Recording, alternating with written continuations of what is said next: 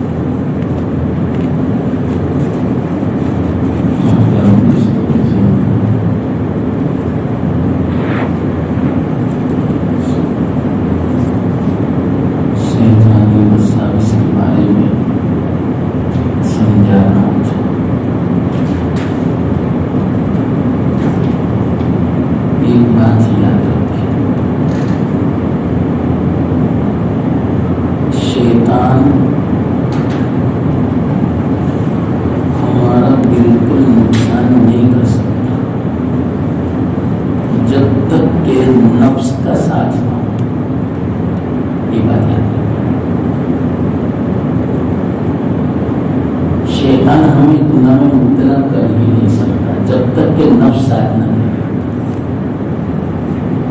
شیطان نفس کا محتاج ہے. شیطان تو صرف وسوسہ ڈالتا ہے, خیال پیدا کرتا ہے گناہ کا, بس زبردستی گناہ نہیں کرواتا. یاد ہے, اس لیے فرماتے ہیں کہ جنہوں نے اپنے نفس کی اصلاح کی ہو ان لوگوں کا شیطان بال بیکا نہیں کر سکتا, بلکہ شیطان خود بھاگتا ہے, ان سے دور رہتا ہے.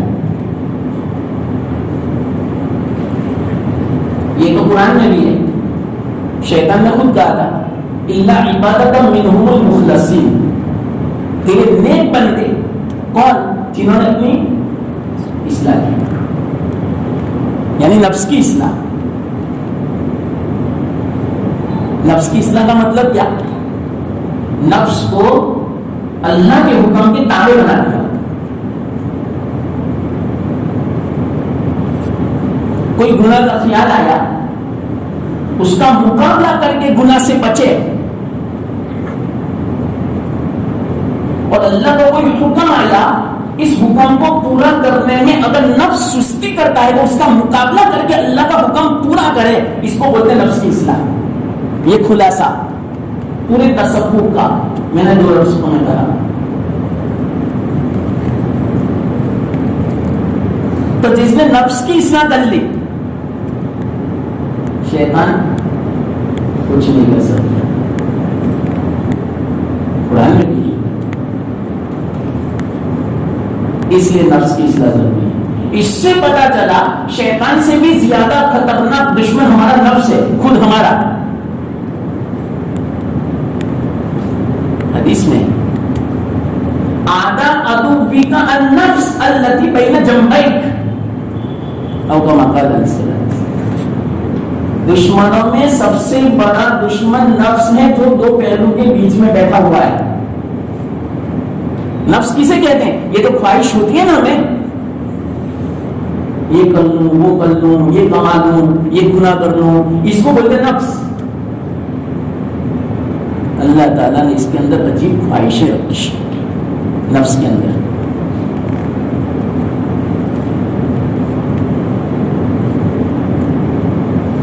دونوں میں فرق ہے, شیطانی وسوسہ اور نفسانی وسوسہ. وہ میں آپ کو مختصر بتاؤں. شیطان جو ہے وہ کسی بھی گناہ میں انسان کو مبتلا کرنا چاہتا ہے، بس اس کا یہی کام ہے. کوئی بھی گناہ ہو، ایک گناہ نہیں کیا تو دوسرا نہیں کیا تو تیسرا، بس ہر وقت اس فکر میں رہتا ہے کسی نہ کسی گناہ میں مبتلا کرنا ہے. اور نفس جو ہے لذت اور مزے کا عادی ہے، اس کو لذت چاہیے. جس گناہ میں مزہ ہو، لذت ہو، اور اس کی جو خواہش ہو، اس کا جو خیال ہو، سمجھو وہ نفس کی طرف سے.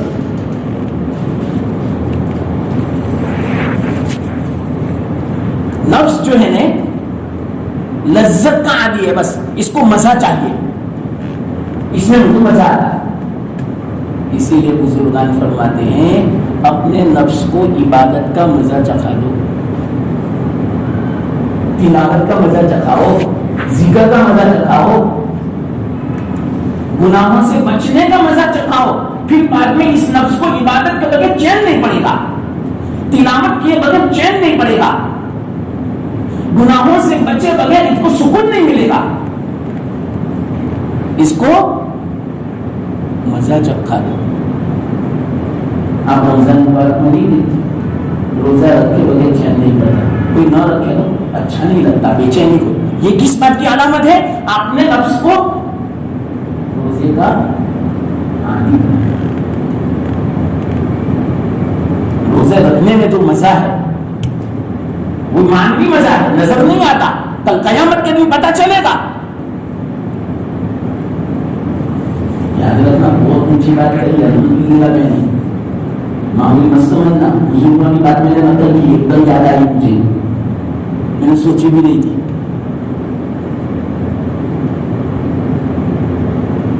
ہم نے اگر نفس کو فون کا عادی بنا دیا تو اس کے دیکھے بغیر چین نہیں کرے.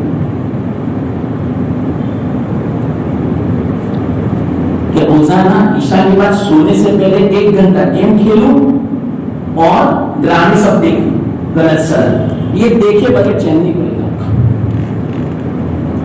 اور اگر اپنے آپ کو عادی بناؤ سونے سے پہلے وضو کا، تلاوت کا، سورہ ملک، سورہ الکافرون سنہ پڑھنے کا، سورہ یاسین پڑھنے کا، کہ جب تک یہ نہیں پڑھوں گا میں سوؤں گا نہیں. پھر بعد میں دیکھو آپ کو کتنے بے چینی ہوتی ہے پڑھے بغیر. نفس اللہ نے عجیب بنایا، اس کی اصلاح کر لو. نفس کی اصلاح ہو گئی، پورے بدن کی اصلاح ہو گئی. نفس فاسد ہو گیا، پورا بدن خراب ہو گیا. آنکھیں خراب کیوں ہے؟ نفس خراب اس لیے. پیٹ خراب کیوں ہے؟ پیٹ کون سا خراب؟ ہضم والا نہیں، آنے تو حلال حرام جائز ناجائز شر والا جو بھی ہو، دوستوں کا، بھائی کا، بہن کا، لاؤ بس میرا پیٹ نہیں بڑھے گا. یہ پیٹ خراب ہونا اس کو میں بولتا. یہ کیوں خراب ہے پیٹ؟ نفس خراب اس لیے.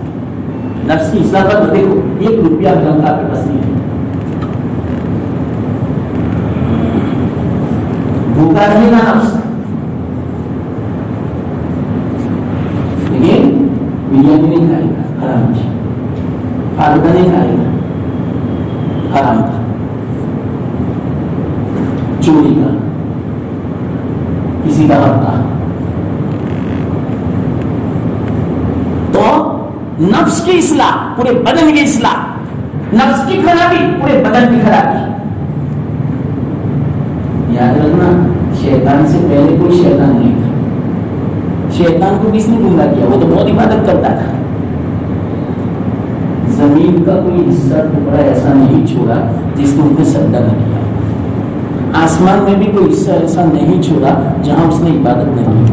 فرشتوں کا معلم بن گیا تھا، اللہ نے بنا دیا اتنی عبادت کی تھی. اس کو کس نے گمراہ کیا؟ اس کے نفس نے. اس سے پتا چلا شیطان سے بھی زیادہ خطرناک دشمن نفس ہے. اس لیے یاد رکھنا، میں دونوں میں فرق بتلاتا ہوں. شیطان کا وسوسہ، نفس کا وسوسہ. مثال کے طور پر نماز میں کیسے پتا چلے کہ یہ شیطان کا وسوسہ ہے یا نفس کا؟ نماز پڑھی، سستی آتی، کاہلی ہوتی، غفلت ہوتی، دل یوں چاہتے کہ جلدی جلدی نماز ہو جائے، یہ نفس کی طرف سے. اور شیطان کی طرف سے نماز پڑھنا شروع کی. اب خیالات آنے لگے ادھر ادھر کے, دل لگتا ہی نہیں, اور ایک دم سے خیال آیا ایک رکعت ہوئی کہ 2 رکعت ہوئی, میں نے سجدہ کیا کہ نہیں کیا. یہ جو ہے یہ شیطان کی طرف سے, یہ دونوں میں فرق ہے.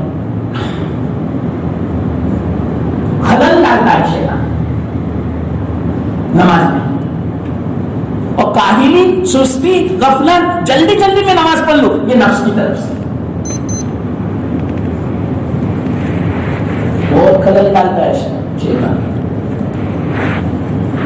یہ تو میں نے ایک نماز کی مثال دی. تلاوت میں بھی ایسا پریشان کر دے گا. تلاوت شروع کرو گے بے چین ہو جاؤ گے.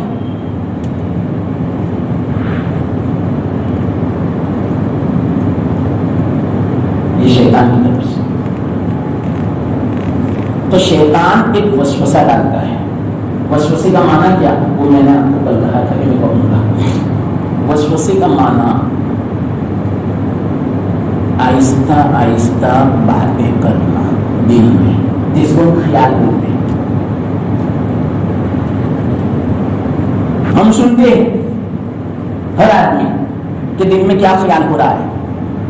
مثال کے طور پر نماز میں 1 رکعت ہوئی کہ 2 رکعت, زبان نہیں بولتی, دل بولتی. یہ شیطان, یہ ہے شیطان.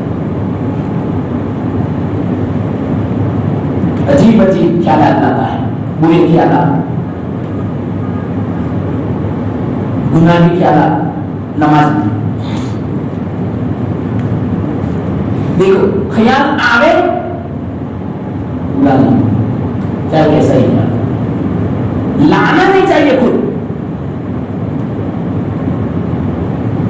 خود سوچنے بیٹھ گیا نماز میں. جیسے مثال کے طور پر ایک مثال ایک مرتبہ امام صاحب عشاء کی نماز پڑھا رہے تھے.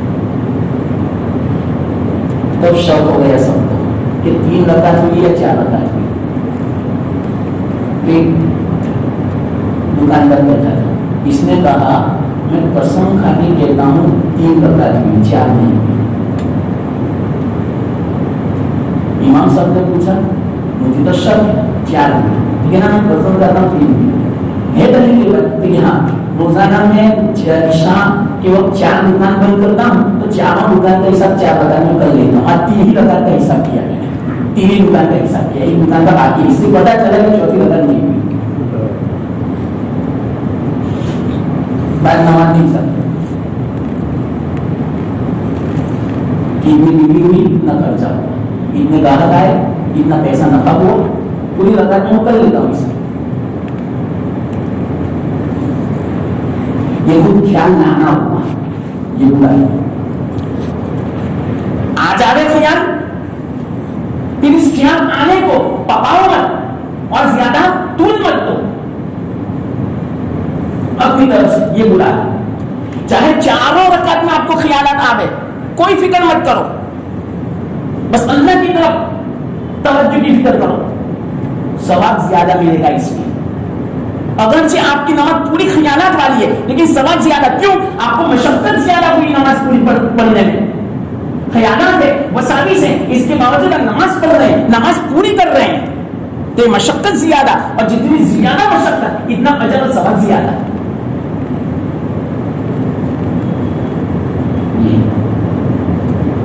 تو وسوسہ کسے کہتے ہیں؟ آہستہ آہستہ دل میں باتیں کرنا, خیال آنا, اس کو بولتے ہیں وسوسہ. اب سنو, 5 قسم کے خیالات آتے ہیں. وہ وسوسے 5 قسم کے. ایک تو خیال آیا, بس آیا دل میں, آ کے گزر گیا, ٹھہرا نہیں, آیا گزر گیا. کتنے ایسے خیالات ہوتے ہیں جو آتے رہتے ہیں, گزرتے رہتے ہیں. تو یہ پہلا درجہ ہے وسوسے کا. اس کو عربی میں بولتے ہیں حاجس. اس کے بعد دوسرا درجہ, خیال آیا, ایک دم سے گزرا نہیں, اندر میں ٹھہرا. وہ کیا؟ کوئی بھی کیا گناہ کا ہو اندر ٹھہر گیا, لیکن اس پر عمل کروں یا نہ کروں اس کی طرف دل مائل نہیں ہوا. خلجان ہے, کشمکش ہے, بس کروں یا نہ کروں, خلجان ہے. وہ خیال ٹھہر گیا, یہ دوسرا درجہ ہے. ٹھہر گیا, عمل کروں یا نہ کروں اس کی طرف دل مائل نہیں ہوا, اور وہ خیال چلا گیا, ختم ہو گیا. یہ معاف ہے,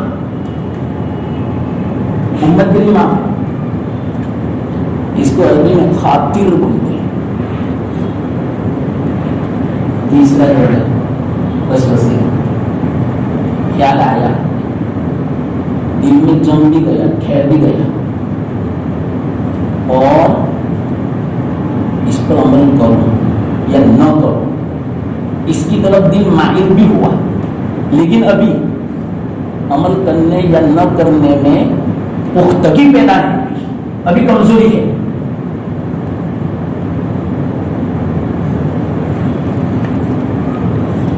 جم گیا, عمل کروں یا نہ کروں اس کی طرف دل مائل ہوا, لیکن کمزوری ہے, یہ بھی معاف ہے. اس کو بولتے ہیں حدیث النفس. یہ وسوسہ. چوتھا درجہ وسوسے کا, خیال آیا, دل میں جم گیا, ٹھہر بھی گیا, عمل کروں یا نہ کروں اس میں کسی ایک کی طرف دل مائل بھی ہو گیا, لیکن عزم بھی نہیں ہوا, پختہ ارادہ نہیں ہوا. تیسری جو صورت تھی اس میں کشمکش ہے, اس میں پختہ ارادہ نہیں ہوا, یہ بھی اس امت کے لیے معاف ہے. اس کو عربی میں ہم بولتے ہیں. ایسا بہت ہوتا ہے ہمیں, پختہ ارادہ نہیں ہوا, برے خیالات آتے ہیں, جم بھی جاتے ہیں دل میں, اور دل میں ایسا بھی آتا ہے ایسا کرنا چاہیے, لیکن پختہ ارادہ نہیں کہ نہ مجھے کرنا چاہیے, ایسا نہیں. اس کو بولتے ہیں ہم, یہ معاف ہے. پانچواں درجہ اخیری, خیال آیا, دل میں ٹھہر بھی گیا, جم بھی گیا, عمل کروں یا نہ کروں ایک طرف دل مائل بھی ہوا کہ نہ مجھے کرنا ہے یہ, اور مائل بھی کیسا ہوا, بالکل پختگی کے ساتھ مضبوط کہ نہ مجھے کرنا ہی ہے بس. یہ گناہ چوری کا, زنا کا, بری نظر کا, جھوٹ بولنے کا, کوئی بھی خیال اس طرح مضبوط ہو گیا. تو کیا مطلب اس کا مضبوط ہونے کا؟ اس گناہ کی نفرت اور کراہت دل میں سے نکل گئی کہ مجھے کرنا ہے. تو کیا مطلب ہوا؟ گناہ کی نفرت نکل گئی, کراہت نکل گئی. اب وہ کوشش کر رہا ہے اس گناہ کو کرنے کا. اگر کوئی بیچ میں رکاوٹ نہ ہو تو وہ ضرور وہ گناہ کرے, اور اگر وہ اسباب و وسائل حاصل ہو جائے تو ضرور وہ گناہ کرے. ایسا حال ہو جائے, اس کو بولتے ہیں عزم, اور اس پر ہے گناہ. اگرچہ وہ گناہ کیا نہیں لیکن اس طرح کا عزم ہے تو اس پر گناہ ہے. کیسا گناہ؟ زنا کا خیال آیا, پختہ. تو زنا کا جو گناہ ہے اتنا عظیم گناہ نہیں بلکہ خیال کا گناہ, اس سے کم درجے کا, کیونکہ ابھی تو صرف پختہ ارادہ کیا ہے. اتنا فرق ہے بس. اس امت کے لیے عزم پر پکڑ ہے, مواخذہ بس. 4 پر معاف ہے خاص اس امت کے لیے. خطا و نسیان بھی معاف, ہم تک معاف. دوسری امت کے لیے معاف نہیں تھا ہم. یہ میں نے وسوسے کی تعریف سمجھائی, اس کے درجات میں سمجھائی. اب غور سننا, یہ جو خیال آتا ہے, وسوسہ آتا ہے, یہ دل کا عمل ہے, یاد رکھنا, یہ دل کا عمل ہے. شیطان ظاہر پر کوئی حملہ نہیں کر سکتا، دل پہ حملہ کرتا ہے، نفس پر زبردستی ہمارا ہاتھ پکڑ کے، زبردستی ہاتھ پکڑ کے عورت کو نہیں لگائے گا، ظاہر پر اس کا کوئی اختیار نہیں، دل میں خیال ڈالتا ہے کہ عورت کو عورت سے ملاقات کرو، زبردستی نہیں کرے گا، یہ کسی کا پیسہ ہے زبردستی ہاتھ پکڑ کے یہ نہیں کہے گا پیسہ لے لو، دل میں خیال ڈالے گا، یاد رکھنا اس بات۔ تو جو خیال اور وسوسہ جو ہے نا وہ اندر کا ہے، اندر حملہ کرتا ہے۔ تو بعض خیالات عزم اگر نیک کام کی طرف دعوت دے گئے، ایسے خیالات آئے، ایسے بھی خیالات آتے ہیں، دل میں ایسا خیال آیا لاؤ میں فلانے کی مدد کروں، آپ نماز کے لیے آتے تھے، کسی کا فون آیا کہ آپ کا فلانا جو رشتہ دار ہے، فلانا جو پہچان والا ہے بیمار ہے، غریب ہے بیچارہ، تو ایک دم سے خیال آیا مجھے مدد کرنی چاہیے، تو یہ خیال جو آیا نا اس کو الہام بولتے ہیں۔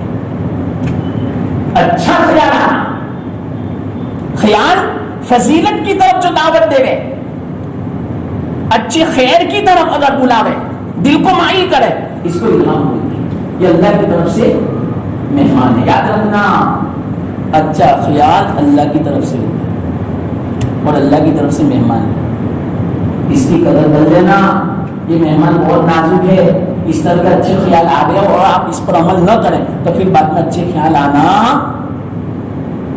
ختم ہو جاتا ہے، پھر اچھے خیال نہیں آتے۔ آپ نے یہ لباس بن رہا کہ مجھے پہلے اتنی اچھی مطلب کہ باتیں دل میں آتی تھی، اچھے اچھے خیالات آتے تھے کہ میں یہ کام کر لوں، یہ کام کروں، اب نہیں آتے۔ کیوں نہیں آتے؟ اس وقت آپ نے خیال آیا تھا، عمل نہیں کیا، یہ اللہ کی طرف سے نازک مہمان تھا، تو اس مہمان کی آپ نے مہمان نوازی نہیں کی، یعنی اس خیال پر عمل نہیں کیا، اس بنا پر اب یہ اچھا خیال نہیں آتا۔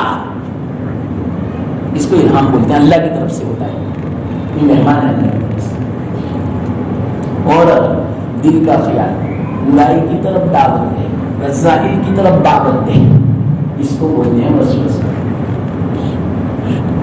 یہ وسوسے کی تعریف میں نے آپ کو سمجھائی۔ اب سنو، بعض اندر میں جو خیالات آتے ہیں، وسوسے آتے ہیں، اس کا تعلق یا تو عقائد سے، کون سے عقائد؟ توحید کا، مثال کے طور پر رسالت کا، قیامت کا،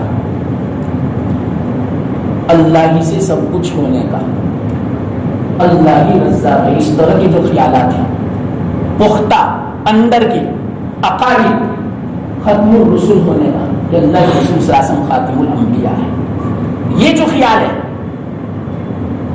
اس طرح کا خیال لانا عقائد کے اعتبار سے اور مضبوط، میں عزم کی میں بات کر رہا ہوں، جو اخیری جو پانچویں قسم تھی نا عزم، پختہ، تو یہ پختہ ارادہ عقائد کے اعتبار سے اس طرح کرنا، اس پر ثواب ملے گا۔ اور اگر پختہ ارادہ عقائد کے اعتبار سے شرک کا ہو، نفاق کا ہو، شک کا ہو، اللہ کے رسول صلی اللہ علیہ وسلم کی رسالت کرنا ہو تو گناہ ہوگا۔ اس ارادے پر مدار ہے کفر کا بھی اور ایمان کا بھی، یہ اندر کا ارادہ عزم، اگر عزم کا تعلق عقائد سے ہے تو عقائد اچھے ہیں تو ایمان والا ہے، ثواب ملے گا، اور عقائد برے ہیں تو کفر ہوگا، گناہ ہوگا، عقاب ہوگا، سزا ہوگی۔ چلو ایک بات نہیں رہی، دوسری، یہ جو عزم ہے ارادہ، یا تو اس کا تعلق اخلاق سے ہوگا، اچھے اخلاق، مثال کے طور پر صبر، دل یوں کہتا ہے کہ صبر کرنا چاہیے، شکر کرنا چاہیے اللہ کا، اللہ کے فیصلے پر راضی رہنا چاہیے، بردباری اختیار کرنی چاہیے،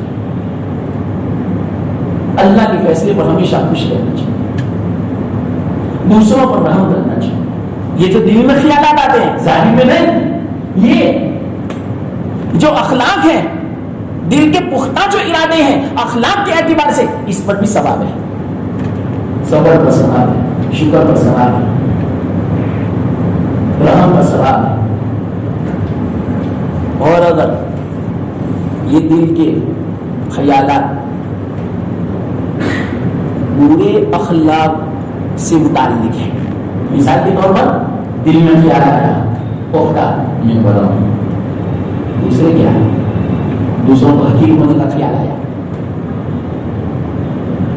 تکبر کا خیال آیا، عجبہ کا خیال آیا، میں کچھ ہوں، بغض، میل، کینہ، اللہ کے فیصلے پر ناراضگی، بے صبری، ناشکری، ناقدری، یہ جو دل کے خیالات ہیں اخلاق کے اعتبار سے اس پر گناہ ہے، اس پر پکڑ ہے، اس پر عقاب ہے، سزا ہے۔ یہ دل کے خیالات کے بارے میں آپ کو سمجھاتا ہوں، وسوسے کے بارے میں۔ اور کبھی وسوسہ اس کا تعلق، ایک تو میں نے کہا عقائد سے تعلق ہے، ایک تو کس سے، اخلاق سے تعلق ہے، اور اس وسوسے کا، عزم کا، دل کے ارادوں کا پختہ جو ارادہ اس کا تعلق یا تو افعال سے ہوگا، یعنی بدن کے جو افعال ہوتے ہیں، چوری کرنا، زنا کرنا، کسی کو مارنا، کسی کو تکلیف دینا، کسی کا حق دبا دینا، تو پہلے دل میں ارادہ ہوتا ہے پھر وہ زنا کرتا ہے، دل میں ارادہ ہوتا ہے پھر وہ چوری کرتا ہے۔ تو یہ جو افعال جوارح سے متعلق ہے، اس کا اگر ارادہ کیا آپ نے اور آپ نے اس پر عمل کیا تو گناہ ہوگا، اور پختہ ارادہ کیا جب بھی گناہ ہوگا، اور عمل کیا اس ارادے پر جب بھی گناہ ہوگا۔ ہاں، ارادے پر جو گناہ ہے وہ عمل کے مقابلے میں کم ہے، لیکن گناہ ہوگا۔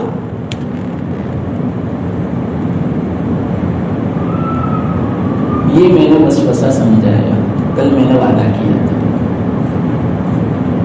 یہ بھی باتیں تھی، سمجھ میں آئی ہوگی، سب کا خلاصہ الحمدللہ دے دیا۔ اب میں یہ کہہ رہا تھا شیطان جو ہے بڑا خطرناک ہے، جب تک اللہ تعالی حفاظت نہ فرمائے وہاں تک بچنا مشکل ہے۔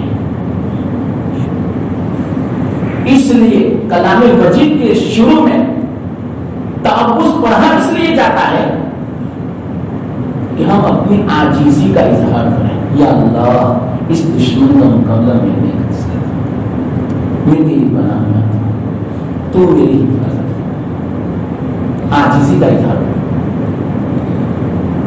اللہ بہت خوش ہوگا اور اللہ اس کی حفاظت کرے۔ یہ استعاذے کا فائدہ میں سمجھا رہا ہوں، سب سے بڑا فائدہ یہ ہے عاجزی کا اظہار ہے، میں مقابلہ نہیں کر سکتا اس کا، یا اللہ تو یہ حفاظت کرو۔ دوسرا فائدہ علامہ ابن کثیر نے بیان فرمایا ہے کہ کلام مجید کے پڑھنے سے جب استعاذہ پڑھتا ہے آدمی تو اس کے منہ سے جو غلط سلط باتیں نکلی، جھوٹی نکلا، وعدہ خلافیاں ہوئی، نہ معلوم ایسی ایسی باتیں ہوئی جس سے اللہ ناراض ہوتا ہے، تو اس سے منہ ناپاک ہو گیا۔ استعاذہ پڑھنے کی بنا پر اللہ تعالیٰ اس کے منہ کو پاک کرتا ہے۔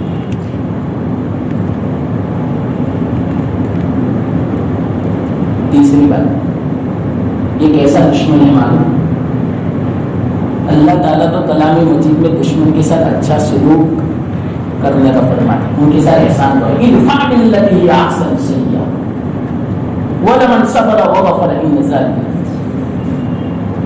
دشمن کے بارے میں تو یہ فرماتے ہیں، لیکن یہ دشمن ایسا ہے کہ ان کے ساتھ اچھا سلوک کرو گے، احسان کرو گے تو یہ ہمیں برباد کر دے گا۔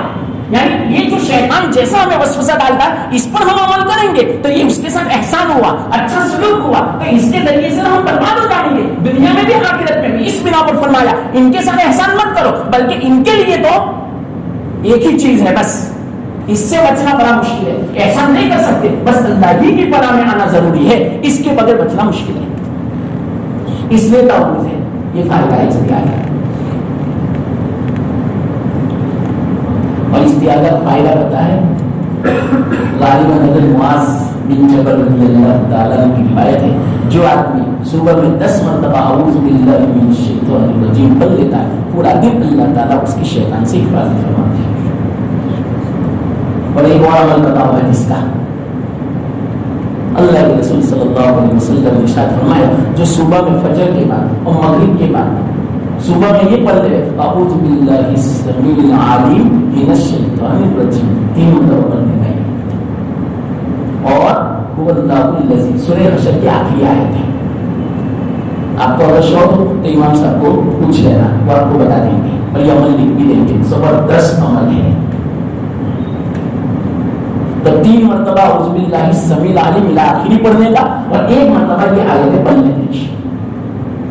اللہ تعالیٰ جس نے صبح میں پڑھا اس آدمی کے لیے 70,000 یعنی 70,000 فرشتے مقرر کر دیتے ہیں. شام تک اس کے لیے مغفرت کی اور رحمت کی دعا کرتے ہیں. اور اس دن میں اگر اس کا انتقال ہوا تو شہید سمجھو. کتنی دیر لگتی ہے؟ 1 منٹ لگتی ہے پڑھنے. لیکن ہم سے یہ نہیں ہوتا. 10 گھنٹے دھوپ میں کھڑے رہیں گے 1000 روپے کمانے کے لیے لیکن 1 منٹ اے سی میں ٹھنڈک میں بیٹھ کے نہیں پڑھ سکیں گے. کب نماز پوری ہوئی باقی 2 منٹ نہیں بیٹھا. یہ میرا آپ کو صاحب کہتا مجھے تو تجربہ ہے میں نے دیکھا ہے عمل نہیں ہوتا آج لوگوں سے. پیسوں کا تو ہو دھوپ میں کھڑے رہیں گے 2 گھنٹے اے سی میں 20 منٹ نہیں بیٹھیں گے. ہے کہ نہیں صحیح بات؟ میں غلط کہتا ہوں. میں تانا نہیں دیتا. آج کل ہمارا حال میں بیان کرتا ہوں کتنا ہمارا خستہ حال ہو چکا ہے. کتنا ہمارا حال برباد ہو چکا ہے. عظمت نہیں رہی. کس کی؟ دین کی. دنیا کی عظمت آ گئی. بولو میرا ساتھ دو. یہ جو کہتا ہوں غلط ہے. حدیث میں آتا ہے جب میری امت کے دل میں دنیا کی عظمت آئے گی اسلام کی دین کی عظمت ختم ہو جائے گی اللہ تعالیٰ دشمنوں کو مسلط کر دے گا. آج کیا ہے بتاؤ؟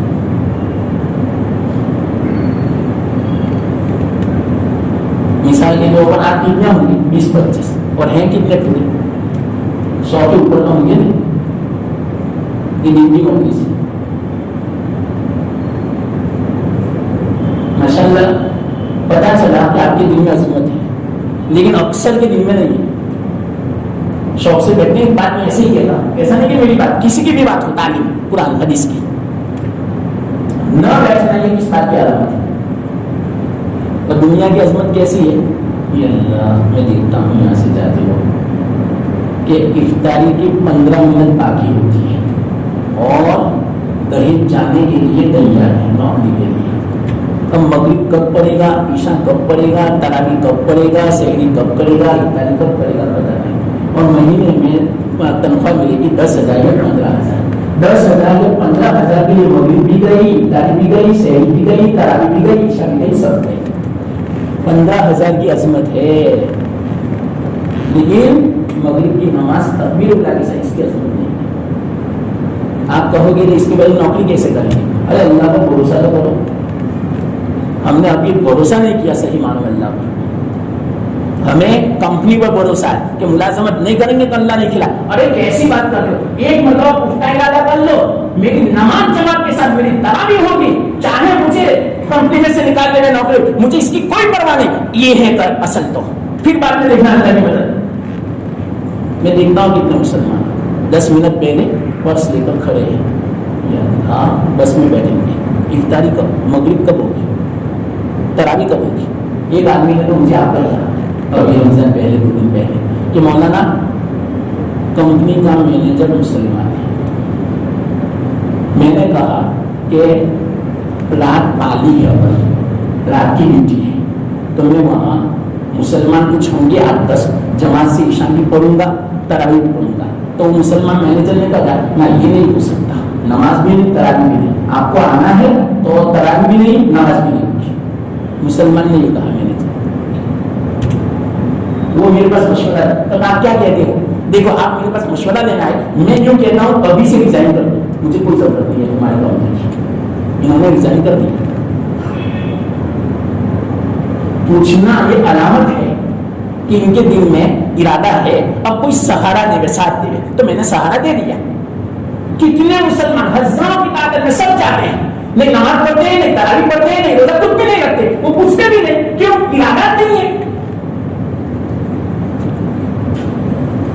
ایمان نوکری پر ہے، صرف 15,000 روپیہ بس ملتا ہے. ارے ایسی بات کر کر اللہ پر بھروسہ تو کرو. بھروسہ کرنا کیوں؟ دل میں دین کی عظمت ختم ہو چکی ہے.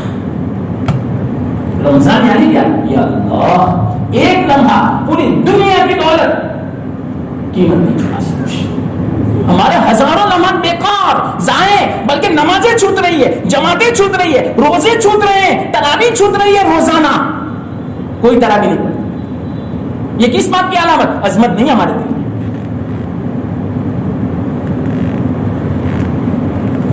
یہ شیطان نہیں کرتا، ہمارا نفس. ہاں شیطان سہارا دیتا ہے، دھکا دیتا ہے، لیکن نفس کے سہارے سے.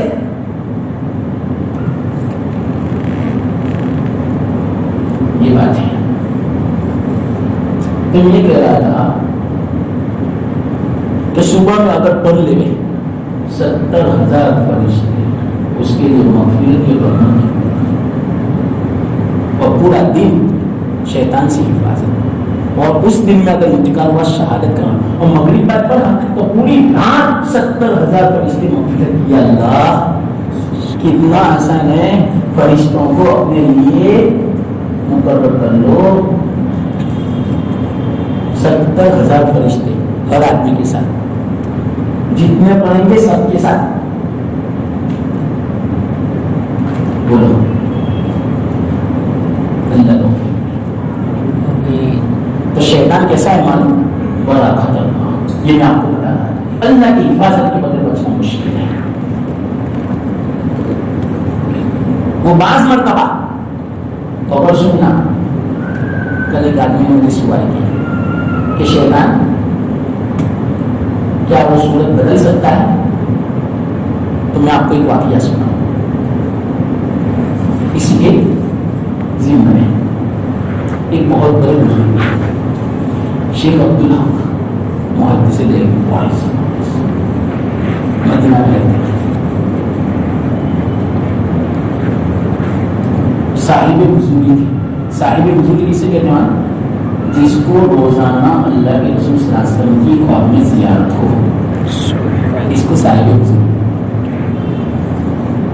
شیخ عبدالحق کو روزانہ اللہ کے رسول صلی اللہ علیہ وسلم کی ملاقات ہوتی تھی مدینہ پاک میں. تو ایک دن ملاقات ہوئی، زیارت ہوئی. ایک رات اللہ کے رسول صلی اللہ علیہ وسلم نے فرمایا عبدالحق آپ کی ہندوستان ضرورت ہے، آپ ہندوستان جاؤ اور وہاں لوگوں کی اصلاح کرو. بولے یا رسول اللہ آپ کا روزہ میں کیسے چھوڑ سکتا ہوں؟ یہاں تو روزانہ آپ کی ملاقات ہوتی ہے، وہاں کیا ہوگا؟ آپ جاؤ وہاں روزانہ ملاقات ہوگی. دہلی آئے، کیونکہ دہلی اصل کا مرکز اس کو ابھی بھی ہے، پایتخت ہندوستان کا، راجدھانی پہلے سے تھی دلی. آئے شیطان دیکھو اب کیا کرتا ہے. ایک بات یاد رکھنا، اس واقعے سے پتا چلے گا چاہے کچھ بھی ہو جائے لیکن کون بچ سکتا ہے؟ واقعیت جو شیطان کے ہتھ کنڈوں سے واقف بڑا مشکل ہے. اس لیے میں آپ کو سمجھا رہا ہوں کہ تعاوض اس کی ادھر ہو گیا. ہمیں تو پتا نہیں اس کے ہیلے کیا ہیں، اس کے کنڈے کیا ہیں، اللہ نہیں بنا. ہاں جو عالم ہوتا ہے اللہ تعالیٰ اس کو چوکنا فرما دیتے ہیں. یہ شیطانی ہے. جیسے یہ میں آپ کو کہتا ہوں کہ واقعہ ہمارے لیے تو بس استعادہ ہوتا ہو، یہ اس کی میں فضیلت بیان کرتا ہوں. شیخ عبدالحق آئے یہاں دلی. ان کی عادت کیا تھی؟ کوئی بھی بڑا آدمی دلی میں آتا ان کی ملاقات کے لیے تشریف لے جاتے. تو انہوں نے سنا فلانی جگہ پر کوئی درویش آئے اور سنو تو ان کی جتنے شادی تھے ان سب کو لے کر گئے. چلو بھائی درویش نہیں ہے تو خاندان میں گئے. تو وہ جو درویش تھا نے بیٹھا ہوا تھا اور اس کے چیلے بھی بیٹھے ہوئے تھے. جیسے درویش کے پاس پہنچے شیخ عبدالحق درویش نے یوں کہا لو یہ پیالہ پی لو. حضرت نے پوچھا کیا ہے پیالہ؟ تو یہ شراب ہے. یہ شراب تو میں نہیں پی سکتا. درویش تھا یعنی اپنی زبان میں کہتے ہیں بزرگ کہ یہ شراب کا پیالہ پی. منع کیا میں نے. چلے گئے. رات عجیب واقعہ ہوا, دلچسپ عجیب واقعہ ہوا. رات میں شیخ عبدالحق کو خواب میں کسی نے کہا فلانی جگہ پر اللہ کے رسول صلی اللہ علیہ وسلم تشریف لائے, چلو ملاقات کریں. کون سی جگہ تھی معلوم؟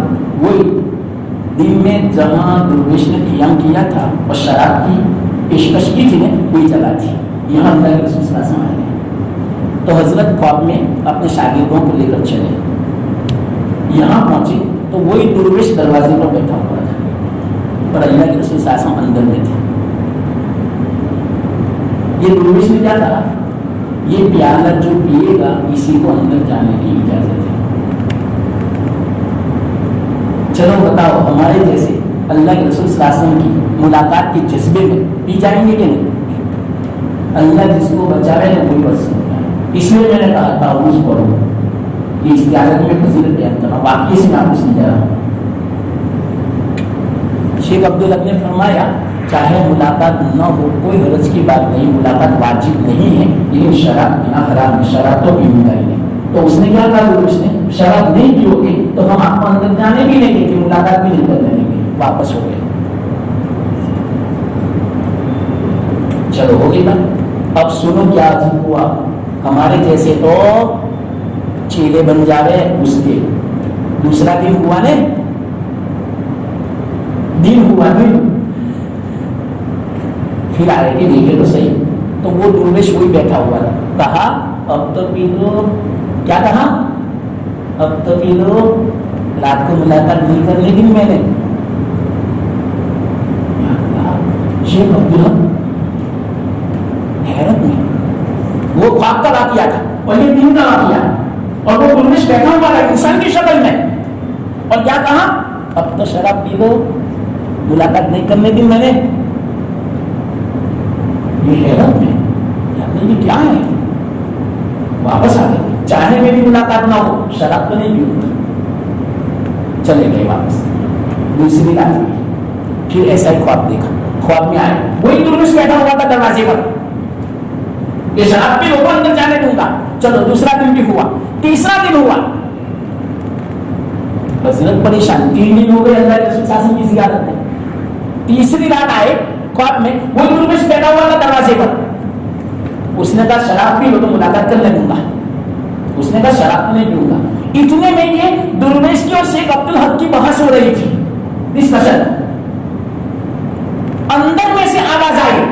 اللہ کے رسول صلی اللہ علیہ وسلم حضرت علی کو پوچھ رہے ہیں, علی 3 دن سے میں دلی آتا ہوں عبدالحق کو ملنے, آتے کیوں نہیں میرے پاس؟ حضرت نے سن لیا باہر. حضرت یہ کوئی درویش بیٹھا ہے آپ کے دروازے پر, وہ مجھے آنے نہیں دیتا اور یوں کہتا ہے کہ شراب پی لو تو جا. اچھا وہ تو شیطان ہے, بھگاؤ اس کو. علی جاؤ تلوار لے کر اس کا مقابلہ کرو. اور اللہ کے رسول اندر سے کہا ایک سب یا یہ کتے بھاگ جائے یہاں سے. حضرت علی تلوار نکل نکلے. وہ تو بات گیا. حضرت شیخ عبدالحق کو ہاتھ پکڑ کے لائے. اللہ کے رسول صلی اللہ علیہ وسلم کی ملاقات ہوئی. حضرت ابو بکر کی ملاقات ہوئی, حضرت عمر کی ملاقات ہوئی, حضرت علی کی ملاقات ہوئی, حضرت عثمان کی ملاقات ہوئی, اور صحابہ کی ملاقات ہوئی, اور باتیں ہوئی. اللہ کے رسول نے پوچھا عبدالحق 3 دن سے میں آپ کو ملاتا ہوں, یہاں آتا ہوں, آپ ملتے ہیں. تو یہ حضرت وہ درویش نہیں تھا, وہ شیطان تھا. اب کبھی نہیں آئے گا دلی میں. ہوا کیا؟ کیا ہوا؟ چوتھے دن جب ہوا، یہ تو رات کا واقعہ، دن جب ہوا شیخ عبدالحق آئے شادی کرنے سے، تو سارے ان کے چیلے بیٹھے ہوئے تھے اور دروازہ بند تھا. شیخ نے فرمایا بلاؤ نا اپنے گرو کو. بہت انتظار کیا، 1-2 گھنٹے، دروازہ ہی نہیں کھولا. شیخ نے کہا دروازہ کھولو. دروازہ کھولا تو اندر کچھ نہیں تھا. چیلوں سے پوچھا بھائی تو یہاں سے گیا؟ ٹھیک ہے نا کہ ہاں ہم نے دیکھا یہاں سے کتا گیا. کیا گیا؟ کتا گیا. یہ ہم نے اپنی نظروں سے دیکھا. دیکھیے وہ جو آپ کا شیخ تھا، درویش تھا، وہ شیطان تھا، درویش کی شکل میں آیا تھا. اللہ کی رسول نے اس کو یہ فرمایا کتے دور ہو جا، تو وہ کتا بن گیا اور کتے کی شکل میں بھاگ گیا. وہ نہیں تھا درویش. جب یہ بات پوری سنائی تو جتنے لوگ تھے وہ شیخ عبدالحق کے معتقد ہو گئے، مرید ہو گئے. اس طرح دلی میں اصلاح شروع ہوئی. اسلام اس طرح آیا، ورنہ اتنی بدعات تھی کہ جس کی کوئی حد نہیں ہندوستان میں. یہ شروعات ہوئی تھی. تو دیکھو شیطان کتنا خطرناک ہے. اللہ بچا. چلو اور بھی بات سنا میری مدد کریں. یہ ہے تابوس. اب انشاءاللہ بسم اللہ الرحمن الرحیم اپنے دن گزرتے جائیں گے. ٹھیک ہے نا؟ وآخر دعوانا الحمدللہ. اللهم لك الحمد كما انت اهل وصل وسلم على سيدنا محمد كما انت اهل وحمدنا كما انت اهل فانت اهل التقوى. يا الله ہماری مغفرت، ہمارے حال پر یا اللہ ہمارے شیطان سے حفاظت، نفس سے حفاظت. یا اللہ ہماری اصلاح پر ہمارے عافیت کی اصلاح. یا اللہ ہمیں گناہوں سے نفرت پیدا کر. یا اللہ تیری اطاعت کی محبت نصیب. یا اللہ تیرا ہر حکم لانے کی توفیق دے، اخلاص کے ساتھ، صحت کے ساتھ، تیری مدد کے ساتھ، تقویت کے ساتھ، عافیت کے ساتھ، اور قبول فرمایا اور ہر گناہ سے بھی بچایا. میری امت پر رحم فرما، میری امت کے حال پر رحم فرما، مغفرت فرما. یا اللہ آفت، بیماری، مصیبت، پریشانی دور فرما دے. جو بھی بیمار کو شفا دے، تندرستی دے. یا اللہ جو بیمار نہیں ہے ان کی حفاظت فرما. یا اللہ ان کی حفاظت فرما اور اس مہینے کی قدر کی توفیق دے. یا اللہ خوب عبادت کی توفیق دے. روزی روزگار میں خوب وسعت دے کہ یا اللہ ہمیں دنیا کی طرف مائل نہ ہونا پڑے اس مہینے میں. یا اللہ خوب برکت دے، خوب عظمت دے دل میں. یا اللہ اس مہینے کی خوب یا اللہ قدر دانی کے ساتھ گزارنے کی توفیق دے. یا اللہ خوب تلاوت کی، روزوں کی، نماز کی، تراویح کی، نوافل کی، اچھے اعمال کی توفیق دے. یا اللہ وقت پر ضائع کرنے سے بچا لے.